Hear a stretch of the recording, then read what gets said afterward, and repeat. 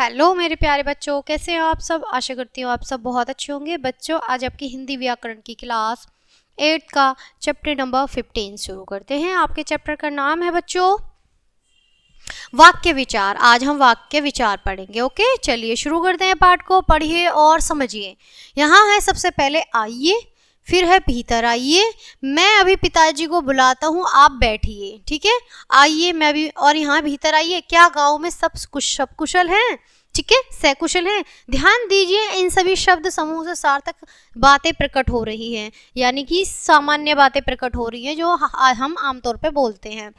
इन शब्द समूह के पश्चात विराम चिन्ह भी दिया गया है। ऐसे शब्द समूह को हम वाक्य कहते हैं बच्चों। ठीक है, सार्थक के शब्दों का ऐसा समूह जो व्यवस्थित हो और अपना पूर्ण अर्थ देता हो, उसे हम वाक्य कहते हैं। वाक्य रचना के लिए आवश्यक है कि उसमें शब्दों का क्रम निम्न प्रकार से हो। उदाहरण के लिए, दिनेश पत्र लिखता है।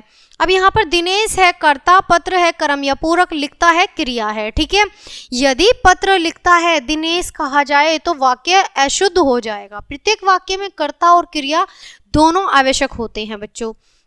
वाक्य में प्रयुक्त किए गए अन्य शब्द या तो कर्ता पर आश्रित होते हैं या फिर क्रिया पर आश्रित होते हैं बच्चों। वाक्य के अंग, पार्ट्स ऑफ द सेंटेंस। ठीक है, यहाँ पर है वाक्यों के दो अन्यवार्य अंग होते हैं। सबसे पहले उद्देश्य। ठीक है, यहाँ पर है उद्देश्य तथा विधेय। अब है उद्देश्य, वाक्य में जिसके विषय में कुछ बताया या विधान किया जाता है उसे उद्देश्य कहते हैं। अब है विधेय। विधेय है उद्देश्य के विषय में जो कुछ कहा जाए उसे हम विधेय कहते हैं। अब यहाँ पर वाक्य है, फिर उद्देश्य है, फिर विषय है। ठीक है, अब है शालू भोजन पका रही है। उद्देश्य है शालू और विषय है भोजन पका रही है। ठीक है, रागिनी कविता सुना रही है। रागिनी है उद्देश्य और विषय है कविता सुना रही है। विद्यार्थी मैदान में खेल रहे हैं। उद्देश्य विद्यार्थी हैं और विषय है मैदान में खेल रहे हैं। मोहिनी पत्र लिखेगी। मोहिनी उद्देश्य है और पत्र लिखेगी हमारा क्या है?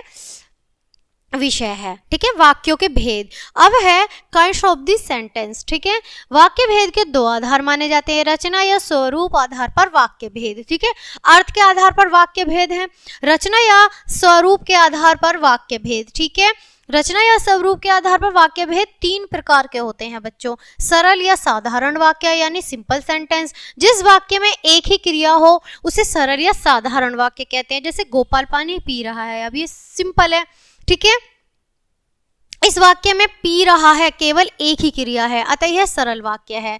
अब है संयुक्त वाक्य, जहां दो अथवा दो से अधिक सरल वाक्य समान अधिकरण समुच्चय बोधक से जोड़े गए हों, ऐसा वाक्य संयुक्त वाक्य कहलाता है। जैसे लड़का पढ़ता है और लड़की बोलती है। दो साधारण वाक्य दिए गए हैं इसमें।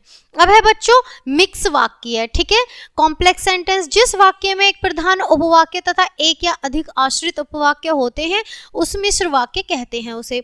जैसे मालूम होता है कि आज बारिश आएगी। अब यहाँ भी दो वाक्य हो रहे हैं। जैसे मालूम होता है, ये प्रधान उपवाक्य है, और आश्रित वाक्य कि आज बारिश आएगी। ठीक है, याद रखिए बच्चों, संयुक्त वाक्यों को समान अधिकरण, ठीक है, समुच्चय बोधक जोड़ते हैं, जबकि मिश्र वाक्यों को व्युधि समुच्चय बोधक जोड़ता है। ठीक है, अब यहाँ पर है प्रधान उपवाक्य। किसी उपवाक्य को जो उपवाक्य स्वतंत्र होता है और दूसरे उपवाक्यों पर निर्भर नहीं होता बल्कि दूसरे उपवाक्य पर उस पर आश्रित होते हैं उसे प्रधान उपवाक्य कहते हैं। जैसे मुझे लगा कि वर्षा हो रही है, यहाँ मुझे लगा प्रधान उपवाक्य है। जैसे आश्रित उपवाक्य, जो उपवाक्य दूसरे उपवाक्यों पर आश्रित होते हैं वे आश्रित उपवाक्य कहलाते हैं। इनका अभिप्राय दूसरे उपवाक्यों की सहायता से ही प्रकट होता है। जैसे मुझे लगा कि वर्षा हो रही है, यहाँ वर्षा हो रही है आश्रित उपवाक्य है। अब यहाँ पर बच्चों देखेंगे अर्थ के आधार पर वाक्य भेद। ठीक है, विधान सूचक यानी कि विधान वाक्य। ठीक है, अब अर्थ की दृष्टि से वाक्य के निम्नलिखित 8 प्रकार होते हैं, यानी 8 भेद होते हैं बच्चों। ठीक है, सबसे पहले विधान वाचक वाक्य। जिन वाक्यों में क्रिया करना या होने का सामान्य कथन है उन्हें हम विधान वाचक वाक्य कहा जाता है। जैसे दादी माँ कहानियां सुनाती हैं, मेरे मित्र के बिना पिताजी डॉक्टर हैं, है ना, मेरे मित्र के पिताजी डॉक्टर हैं। निषेध वाचक क्या है बच्चों? Negative sentence. जिन वाक्यों में क्रिया का न करना या न होना उन्हें निषेधवाचक वाक्य कहते हैं, यानी कि नेगेटिव कहते हैं। वह फुटबॉल नहीं खेल सकता, अभी नेगेटिव है, नहीं आ रहा है। वह आज स्कूल नहीं गया। ठीक है, अब है प्रश्नवाचक। प्रश्नवाचक में है बच्चों जिसे हम इंट्रोगेटिव कहेंगे सेंटेंस। जिन वाक्यों में प्रश्न पूछे जाने का बोध हो उन्हें हम इंट्रोवाचक यानी कि इंट्रोगेटिव नहीं प्रश्नवाचक वाक्य कहते हैं, है ना। वह आज स्कूल क्यों नहीं गया, ठीक है। क्या तुम मुझे अपनी पुस्तक दे सकते हो। अब है बच्चों यहाँ पर विस्मयबोधक वाक्य है, ठीक है।